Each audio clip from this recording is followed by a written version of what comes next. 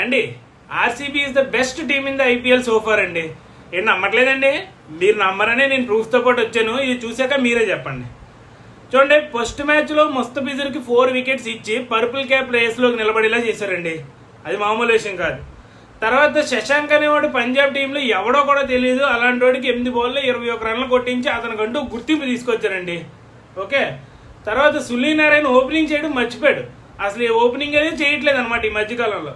అలాంటిది 22 బాల్లో 22 బాల్లో 47 రన్లు ఇచ్చి మంచి ఫామ్లో తీసుకొచ్చారండి. డికాక్ వరల్డ్ కప్ తర్వాత రిటైర్మెంట్ ఇచ్చాక చాలా స్ట్రగుల్ అవుతున్నాడు. ఎలాగా అనుకుంటున్నాడు. 81 రన్లు ఇచ్చారండి ఆడికి. బట్లర్ అయితే ఇంకొక మ్యాచ్ కూడా పర్ఫామ్ చేయట్లేదు రాజస్థాన్కి అనుకున్నాడు.